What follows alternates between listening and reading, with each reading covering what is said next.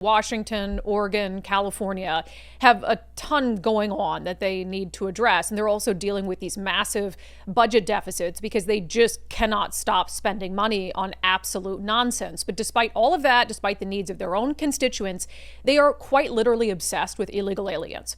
There are stories out of each West Coast state today we're going to talk about where they're spending money they do not have to help people who are in their states illegally, I guess all in the name of virtue signaling and also pushing back against Orange Man bad. So I want to start in the state of Washington. This from the Washington State Standard.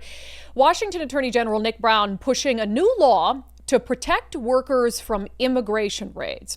The proposal would require businesses to tell employees if ICE is coming to inspect company records in search of employees who are not legally able to work in the country, which is just obstruction of justice. It's just obstruction of justice. So he said this would protect against raids like one that happened earlier this year that got a ton of attention at a Bellingham roofing company. It says immigration officials had reportedly asked Mount Baker Roofing for I-9 documentation for its workers. Investigators said they found 56 employees who had given false information. They used this information to get a judge to sign off on a warrant to search the company's warehouse. In an early morning raid in April, federal agents arrested 37 people. They also talk about an incident in May when agents arrested 17 workers at Eagle Beverage and Accessories Products in Kent with the help of the Internal Revenue Service. Authorities attributed the arrest to employees presenting fraudulent work documents attesting to their immigration status. So what Nick Brown wants to do, and he introduced this officially on Labor Day, but he's talking about it now, is he wants to pass the Immigrant Worker Protection Act, okay? It says federal U.S. Immigrations and Customs Enforcement is increasingly using workplace raids as a tool to enforce federal immigration laws. Yeah, no shit. Every other president has also done that. Joe Biden also did that. Barack Obama also did that. Because in the United States, it's illegal to work here without documentation. So yes, sometimes, wow, ICE goes to work places where they suspect people are working illegally, and they carry out immigration enforcement, whether you call it a raid or something else. Presidents of both political parties have done it. He says these raids are extremely disruptive for employers, immigrant workers, and their families, and undermine community safety and harm our state's economy. First of all, yeah, I'm sure they are disruptive for people who are working here illegally and get caught, and I'm sure they're also disruptive for the employers who perhaps knowingly are allowing people to work here illegally, and they get caught. So yeah, I imagine that's quite disruptive for them. He says unannounced workplace raids are often preceded by an announced I-9 inspection, which is a records review by immigration officials to verify I-9 forms for all employees. Washington state should enact similar legislation requiring employers to provide notice to their employees when they receive notice of an I-9 inspection. So he wants to thwart lawful immigration efforts by giving illegals a heads up that ICE might be coming to their workplace to enforce the law. In what world is that not directly interfering with a lawful criminal investigation? It's the equivalent of if the Attorney General knew that a SWAT team had a warrant and was going to go arrest, a burglary suspect. And the AG picked up the phone and said, hey, FYI, the SWAT's coming to your house. It's absolutely interfering with a lawful law enforcement investigation. And it's not just that he wants to pass this law, he wants to spend money on it. $400,000 to carry out the law. And it'll be more than that. We don't have any money. We had a multi-billion-dollar budget deficit that they balanced on the backs of working class legal residents of Washington state with the largest tax increase in state history. And because Attorney General Nick Brown wants to virtue signal and push back against the Trump administration like his predecessor did, which vaulted him to the governor's office, he thinks, I'm going to do the same thing, and we're going to spend hundreds of thousands of dollars that we don't have interfering with immigration enforcement. That's all that this is. $500,000 to do it, and it'll obviously cost much more than that.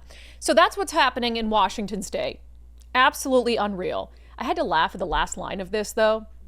The legislation would give workers the opportunity to work with their employer to ensure their documentation is in order.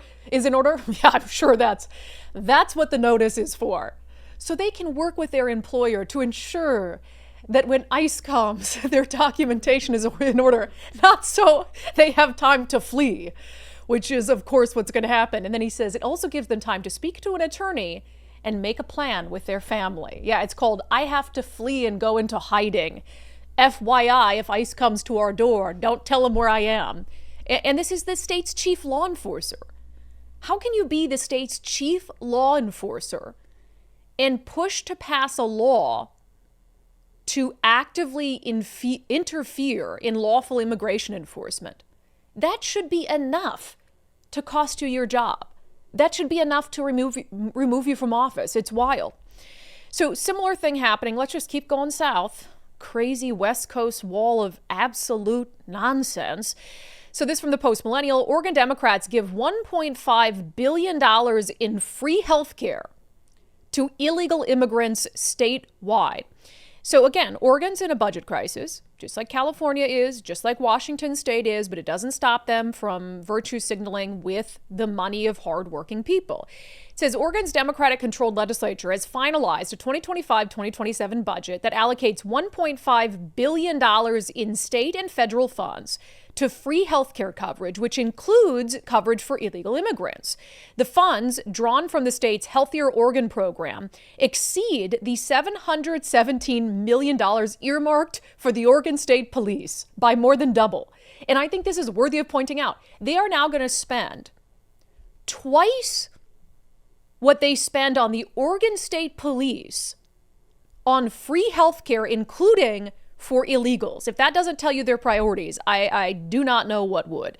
The Healthier Oregon program, formerly known as Cover All People, was launched in 2021 with an initial $100 million state investment to extend Medicaid-like benefits to low-income residents who are ineligible due to immigration status. It expanded in July 2023 to cover all qualifying adults regardless of legal status, and has since provided coverage to more than 105,000 individuals. The current $1.5 billion investment over the course of 2 years comes as a result of initial estimates nearly doubling. Approximately $1.2 billion comes from the state's general fund, with the remainder from the federal government, which, why would the federal government be giving any money to this program? Certainly President Donald Trump would put a stop to that. But it's no surprise. They said, and isn't that funny? They always do this. And that's why I said with that previous story with Nick Brown, he's like, oh, we just need $400,000 to implement this program to help illegals avoid arrest. And of course, all of these things don't sound like a lot on the front end, and then they just dramatically balloon over time. So the initial investment from the state of Oregon into this program was $100 million, which is a lot of money. But everyone knew that as soon as you announced that that program would cover anyone regardless of immigration status, that that so many people would want it, the cost would balloon. But that's how they sell it to people up front. And this is, so you could give so many examples of this. They passed the law, $100 million. And it's not going to provide health care to illegals. It's just going to provide health care to low-income people who might not qualify for Medicaid. And then the law is there, and then they've got it, and their fangs are in it.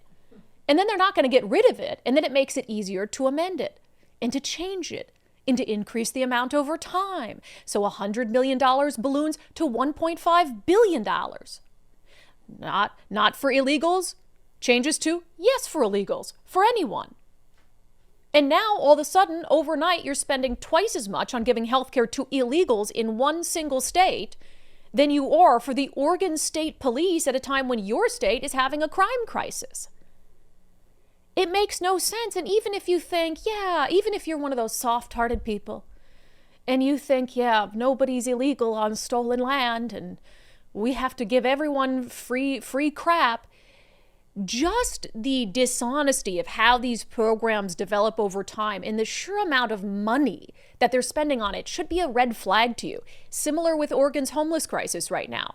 In just Portland, the greater Portland area, almost $1 billion is being spent per year on the homeless industrial complex. And Oregon, like Washington, has a worse homeless crisis than it's ever had before. It's just wild to me that voters, even these soft-hearted voters, will fall for this stuff, especially when it comes directly on their backs in the form of increased taxes. So let's just keep going down to California. This from Fox News. Los Angeles County declares local state of emergency over ICE raid surge. The emergency declarations are so abused on the West Coast. It's absolutely unreal. Now, because ICE is doing its job carrying out lawful immigration arrests that are the result of Biden's open border, that's a state of emergency. And they say that these raids have created widespread disruption. Whose fault is that? That you have built an economy in a sanctuary state where you so rely on illegal labor that when they get arrested, it creates widespread disruption. Maybe you should have thought of that when you opened up your doors, come one, come all, regardless of immigration status or how you came into this country or what your background was in another country. Especially when President Donald Trump was vowing, if he won in 2024, to carry out mass deportations. He said he was going to do this. Now he's doing it, and you're acting like it's an emergency. Los Angeles County leaders declared a local state of emergency in the region Tuesday, with news of the proclamation shared in a release by LA County Supervisor Lindsay Horvath's office. The measure was said to be in response to Immigration and Customs Enforcement raids across LA County, home to more than 10 million people. The county can now, as a result of this state of emergency, here's the crux, here's the cost factor, offer residents financial support if they have been impacted by the raids, including rent relief and funds from taxpayers for any legal aid. Imagine you are in LA County, rents are high. It's hard for someone, a family with two incomes, to afford rent in LA County. So you could be doing everything right. You could be a citizen, a lawful citizen of California in the United States, working hard, two-income household, kids to feed, struggling to pay rent, and you still, in the eyes of the government, are beneath an illegal alien, a criminal illegal alien. And I've said it, and I really do believe it.